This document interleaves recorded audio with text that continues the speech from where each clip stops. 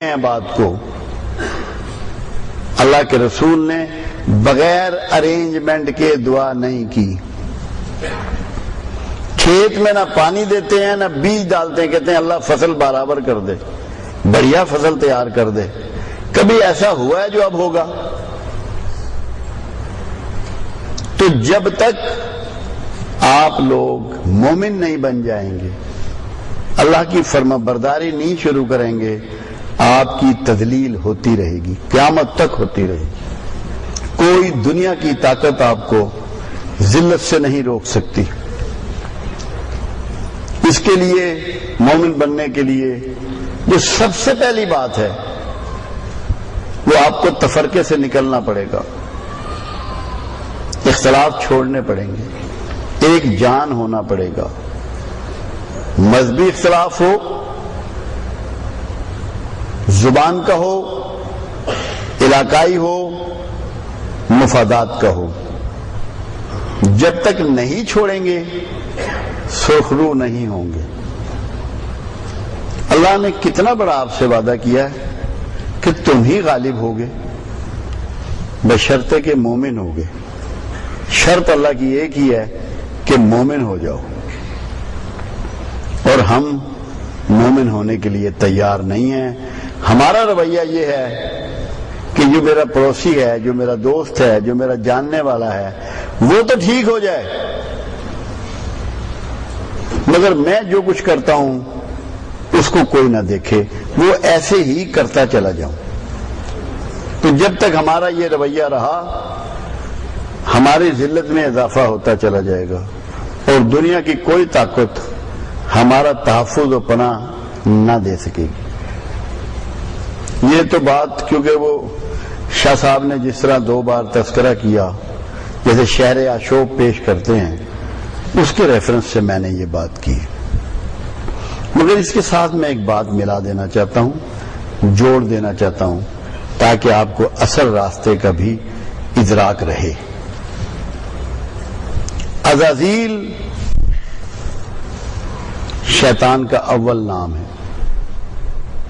اور اس سے زیادہ برگزیدہ, مقرب اور عبادت گزار دوسرا کوئی فرشتہ وہ جنات میں سے نہ تھا, اور اس پر وہ گھمنڈ رکھتا تھا. مگر اللہ پروردگار نے خلیفۃ الارض کا اعزاز آدم علیہ السلام کو دے دیا. جب یہ اعزاز آدم علیہ السلام کو گرانٹ کیا گیا تو عزازیل انتہائی مایوسی میں گھر گیا, اور جب وہ مایوس ہوا اللہ کی رحمت سے اور اس نے منہ موڑا, تب پروردگار عالم نے اس کو نام ابلیس دیا. تو ابلیس کہتے ہیں انتہائی مایوس اور نو امید کو.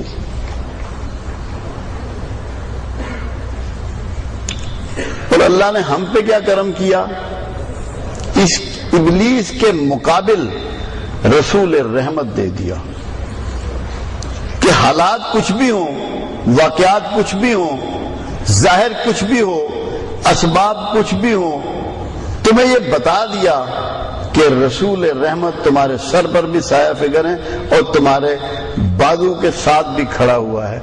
رحمت امید ہی کا ایک نام ہے. ہمیں امید والے سے جوڑ دیا پروردگار عالم نے, تاکہ کسی قسم کی ابلیسیت ہم میں نہ رہے.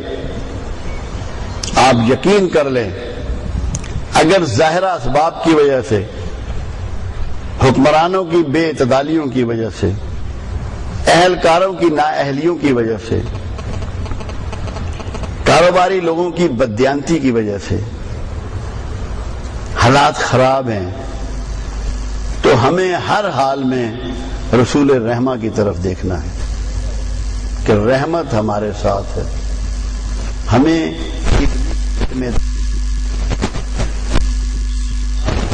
نہ امید ہونا. کیا مومنین پر بہت پہلے جو لوگ اسلام میں داخل ہوئے اور ایمان لے آئے, کیا مشکل وقت نہیں گزرے؟ کیا کہنا اٹھے عظیم لوگ اپنے اپنے رسولوں سے کہ اللہ کی مدد کب آئے گی؟ اور کیا اللہ نے یہ نہیں فرمایا کہ تم ضرور آزمائے جاؤ گے؟ آپ اس کو پازیٹو انداز میں دیکھیں، وہ آزمائشیں ہیں جن سے آپ گزر رہے ہیں، اور آزمائش کا تعلق ترقی سے ہوتا ہے۔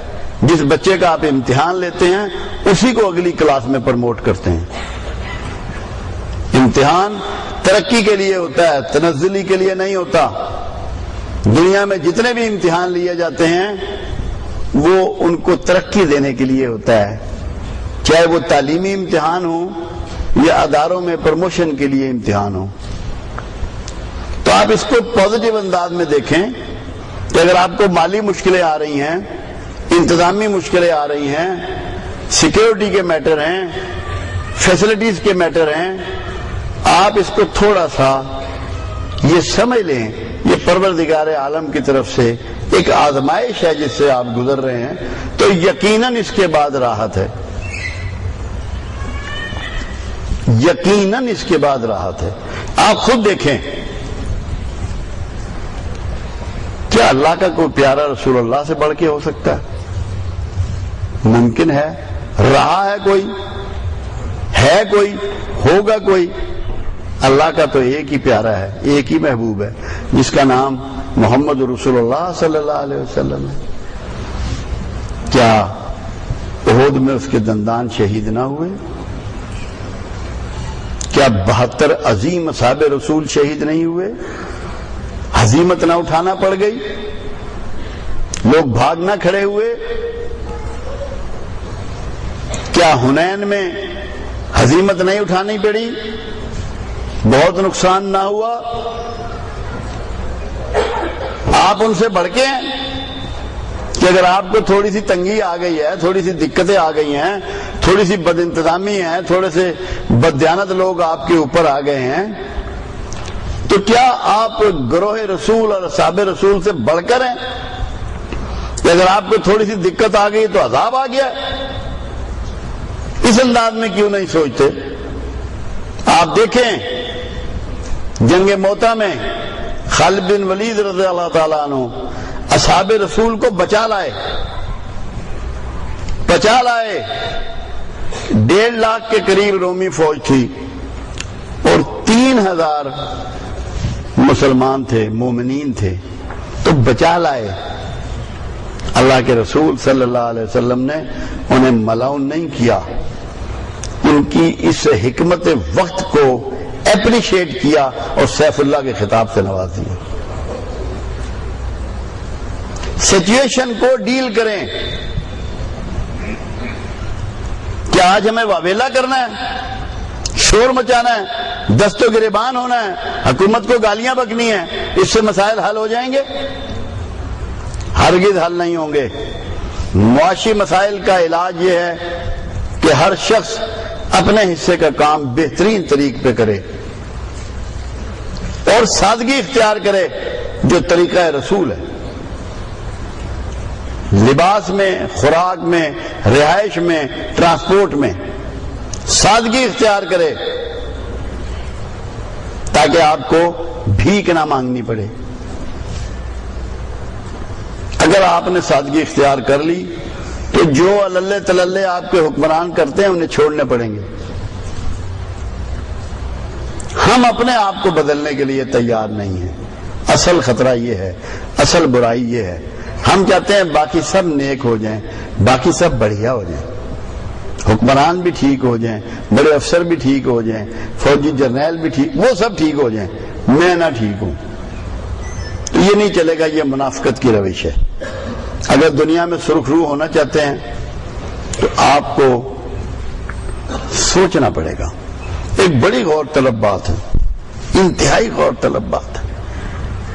پینٹاگان ہو